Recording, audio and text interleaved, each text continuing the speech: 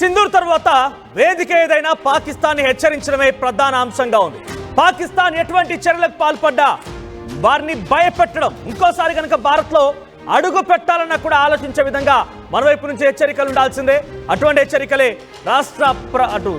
కేంద్ర ప్రభుత్వం తరఫున పెద్ద ఎత్తున మంత్రులు చేస్తున్నారు, ప్రధాని కూడా చేస్తున్నాడు. ఈ నేపథ్యంలో defence minister Rajnath Singh China పర్యటనలో ఉన్నారు ఆయన. అయితే చైనా వేదికగా పాకిస్తాన్ కి ఫుల్ వార్నింగ్ ఇచ్చారు ఆయన. షాంఘైలో జరిగినటువంటి SCO షాంఘై కార్పొరేషన్ ఆర్గనైజేషన్ సంబంధించిన ఆ మీటింగ్ లో పాకిస్తాన్ పైన ఆగ్రహం వెళ్లగక్కారు. పాకిస్తాన్ క్రాస్ బార్డర్ లో టెర్రరిజాన్ని ప్రోత్సహిస్తుందన్నారు. పాక్ తీరును సరిహద్దు దేశాలు ఖండించాలన్నారు. అంటే ఒక రకంగా అటు చైనా కూడా డెఫినెట్ గా ఆయన ఇండైరెక్ట్ గా వార్నింగ్ ఇచ్చారని చెప్పాలి, లేదంటే ఒక రకంగా కొంత సూచన హితవు పలకారని చెప్పాలి. చైనా కూడా ఒక రకంగా పాకిస్తాన్ కు మద్దతుగా నిలబడింది. చైనా తన మిసైల్ని పాకిస్తాన్కి అప్పగించింది. మన భారత్ పైన ప్రయోగించడం కోసం మిసైల్ని డ్రోన్లు ఇవ్వడమే కాకుండా ఆర్మీని కూడా రంగంలోకి దించింది. చాలా చైనా మిసైల్స్ మన భారత్లో పెద్ద ఎత్తున చొచ్చుకు వచ్చాయి.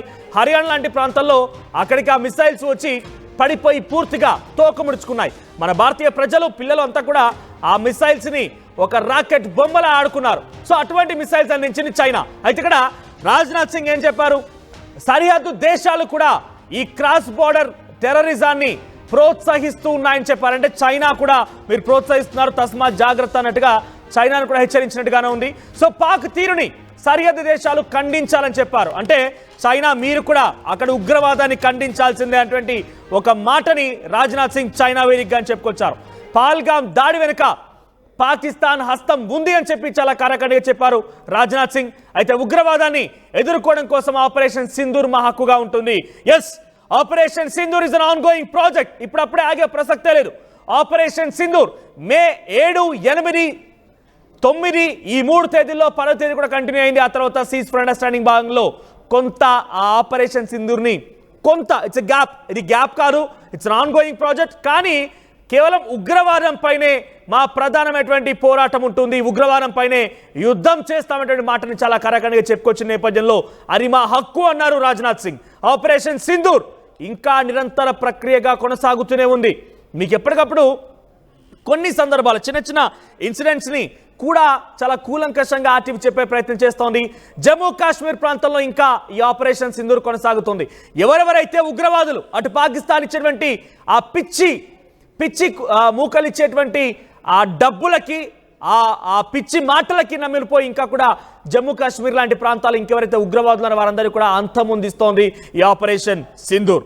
సో పాకిస్తాన్ని చైనా అడ్డుకోవాలంటూ సున్నితంగా హెచ్చరికలు జారీ చేయడం కాకుండా ఆపరేషన్ సింధూర్ అనేది ఎటువంటి ఉగ్రవాద చర్యను అడ్డుకుంటామనేటువంటి వ్యాఖ్యలు రాజ్నాథ్ సింగ్ చేసుకొచ్చారు. అయితే శాంతి, టెర్రరిజం ఒకే చోట ఉండవు, టెర్రరిజం శాంతి ఒకే చోట ఉండవని చాలా స్పష్టంగా రాజ్నాథ్ సింగ్ చెప్పుకొచ్చారు. మీరు శాంతి అంటే టెర్రరిజం ఆపేయండి, మేము శాంతిలో కలుపుతాం.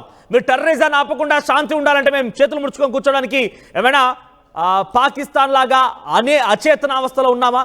కాదు కదా.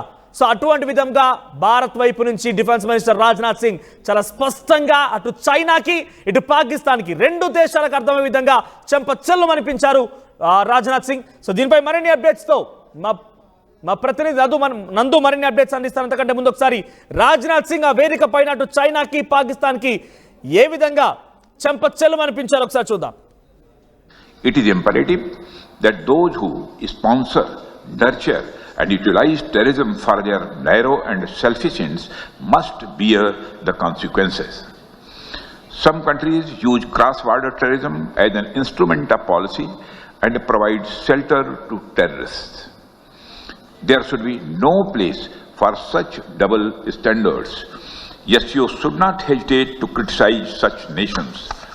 It is imperative that those who sponsor, nurture and utilize terrorism for their narrow and selfish ends must bear the consequences. Some countries use cross-border terrorism as an instrument of policy and provide shelter to terrorists. There should be no place for such double standards. Yes, you should not hesitate to criticize such nations. It is So we don't bear such kind of terrorism activities. Terrorism and peace doesn't exist on one line. అవి రెండు కూడా ఒకే చోట ఉండవు. At the same time, cross-border terrorism is also increasing day by day. I won అని చెప్పారు ఆయన. నేను చాలా క్లియర్గా చెప్తున్నాను, క్రాస్ బార్డర్ టెర్రరిజాన్ని అడ్డుకోండి అని చెప్పేటువంటి వ్యాఖ్యల్ని చైనా ఉద్దేశించి కూడా మాట్లాడుకొచ్చారు ఆయన. ఎస్, మరిన్ని అప్డేట్స్ మా ప్రతినిధి నందు సిద్ధంగా ఉన్నారు. నందు, సో ప్రజెంట్ ఏంటి, ఎలా చూడాలి? రాజ్నాథ్ సింగ్ అటు చైనాకి పాకిస్తాన్కి ఇద్దరికి కూడా ఒకే వేదిక నుంచి చెంప చెల్లుమనిపించారు.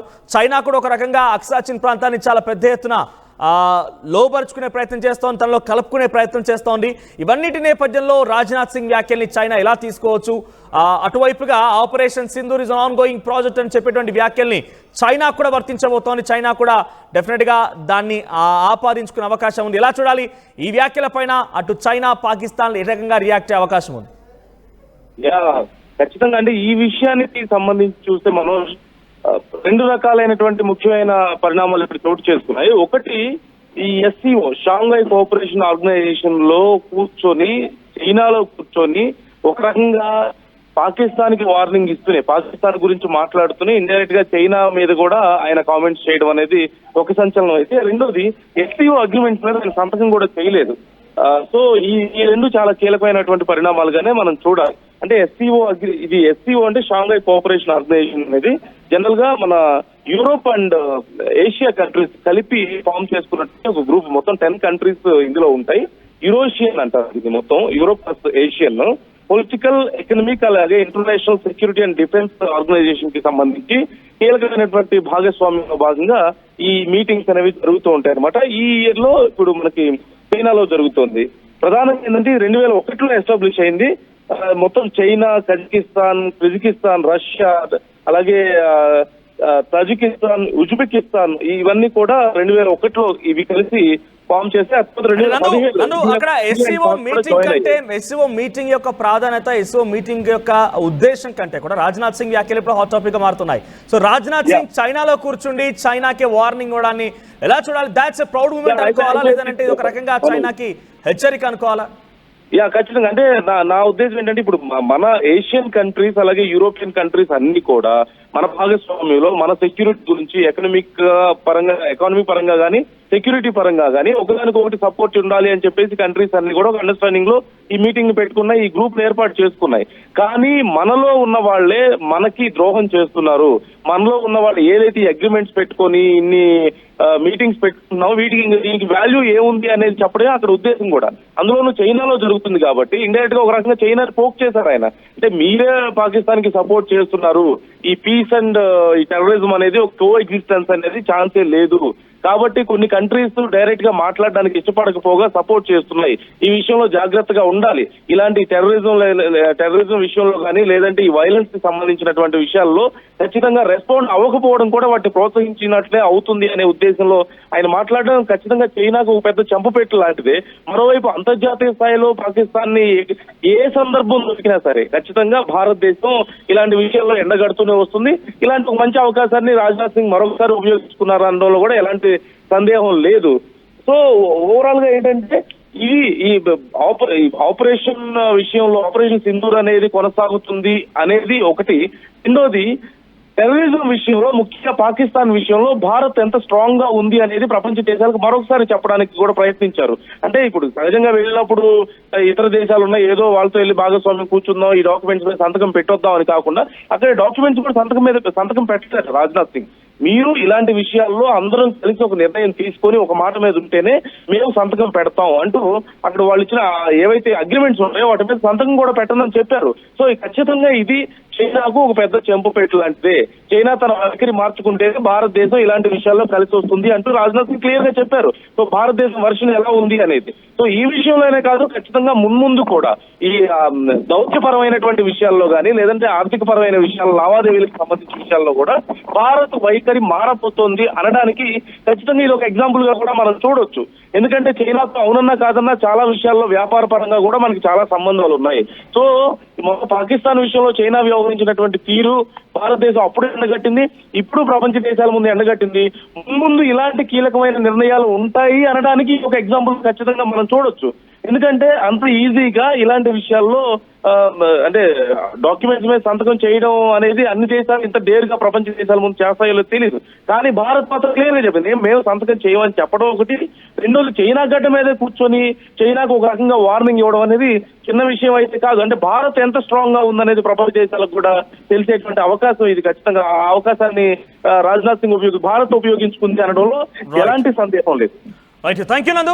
సో మొత్తం మీద షాంఘై కార్పొరేషన్ ఆర్గనైజేషన్ సంబంధించినటువంటి ఆ వేదిక పైన చైనాలో ఉండి రాజ్నాథ్ సింగ్ ఈ వ్యాఖ్యలు చేశారు.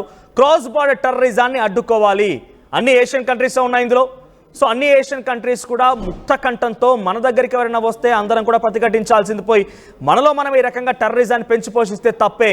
పాకిస్తాన్ మూకలు ఇంకా టెర్రరిజాన్ని పెంచి పోషిస్తామంటే ఆపరేషన్ సింధూర్ ఇంకా కొనసాగుతుంది. ఒక్కసారి ఆ కాలరాత్రిని గుర్తు తెచ్చుకోండి, ఆ రోజు రాత్రి ఏం జరిగిందో గుర్తు తెచ్చుకోండి. 9 ఉగ్రవాద స్థావరాల్ని 11 టెర్రర్ క్యాంప్స్ ని ఏ రకంగా నీలమట్టం చేసా గుర్తు తెచ్చుకోండి. మా దగ్గర భారతీయ ప్రజల యొక్క రక్తాన్ని ఇలా చూసిన మీకు ఎటువంటి సమాధానం చెప్పాము గుర్తు తెచ్చుకోండి. అది ఇంకా కొనసాగుతూనే ఉంది. కాబట్టి మీరు ఇంకా కవ్వింపు చర్యలకు పాల్పడని ఆలోచన ఉన్నా ఆలోచన వెంటనే ఉపక్రమించుకోండి. కొంతమంది దేశాలు కూడా పాకిస్తాన్ సపోర్ట్ చేస్తూ ఉన్నాయి కాబట్టి ఆ సపోర్ట్ తగ్గించుకోండి. లేదు కాదు కూడదనుకుంటే ఆపరేషన్ సింధూర్ నివురు కప్పిన నిప్పులాగా ఇంకా భారతదేశంలో కొనసాగుతూనే ఉంది. ఏ క్షణమైనా అది విరుచుకు పడితే ఆ అగ్నిలో భస్మం అయిపోతావు, బూడిదైపోతావు అన్నట్టుగా రాజ్నాథ్ సింగ్ హెచ్చరించారు. ప్రస్తుతానికి ఆపరేషన్ సింధూర్ ఇంకా కొనసాగుతూనే ఉంది. ఉత్తర భారతదేశంలోని జమ్మూ కాశ్మీర్ ప్రాంతాల్లో ఇంకా ఎవరైతే కొంతమంది పాకిస్తాన్ తమ మూకల్ని పంపించి అక్కడ ఉగ్రవాద చర్యలకు పాల్పడే విధంగా ప్రేరేపిస్తుందో లేకుంటే వారికి సహాయార్థం చేస్తోందో, అటు ఉగ్రవాదులకు కూడా ఎక్కడైతే జమ్మూ కాశ్మీర్లో కొంతమంది వ్యక్తులు సహాయం చేస్తున్నారో వారికి స్థావరాన్ని కల్పిస్తున్నారు, అందరినీ కూడా గుర్తించామని చెప్పింది. కాబట్టి వారందరి అంతు తేలుస్తూ ఆపరేషన్ సింధూర్ కొనసాగుతుంది. సో చాలా గర్వంగా ఉంది. మన భారతీయుడు మన భారతదేశానికి సంబంధించి విదేశాంగ మంత్రి చైనాకి వెళ్ళి చైనాని హెచ్చరించి రావడం అంటే అది చిన్న విషయం ఏం కాదు. సుధా, మరి దీనిపైన ఎటువంటి పరిణామాలు చోటు చేసుకుంటాయి? దీన్ని అటు చైనా పాకిస్తాన్ ఎలా తీసుకుంటాయి? ఏషియా కంట్రీస్ ఇంకా చుట్టుముట్టినటువంటి ఇంక ఇతరత్ర దేశాలు కూడా బార్డర్ షేరింగ్లో ఉన్నాయి కాబట్టి ఆ దేశాలు ఎలా కన్సిడర్ చేస్తాయో చూడాలి. మరి సో మీ అభిప్రాయం ఏంటి? ఆపరేషన్ సింధూర్ జరిగి సుమారుగా ఇప్పటికీ 4 రోజులకు పైగా కావస్తోంది. సో అటు పాకిస్తాన్ని వణికించాం, పాకిస్తాన్కి ముచ్చుమటలు పట్టించాం, ప్రస్తుతం ఇంకా కూడా కొనసాగుతోంది. ఆపరేషన్ సింధూర్ పైన ఒక్కసారి గుర్తు చేసుకొని మీ అభిప్రాయం ఏంటో కామెంట్ చేయండి.